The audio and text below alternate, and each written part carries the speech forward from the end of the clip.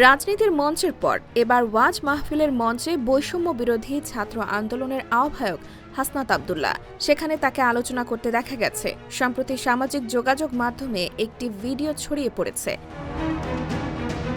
ভিডিওতে দেখা গেছে কুমিল্লায় নিজ গ্রামে একটি মাহফিলে পাঞ্জাবি পরা ও মাথায় টুপি দেওয়া, সেখানে প্রিয় হওয়া বা অপছন্দ হওয়া নিয়ে কথা বলেন।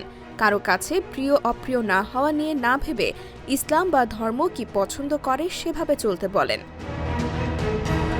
এ সময় তিনি সুদের ভয়াবহতা নিয়ে আলোচনা করেন, উপস্থিত সবাইকে সুদের কুফল সম্পর্কে অবহিত করেন এবং নিজের পরিবারের উদাহরণও দেন।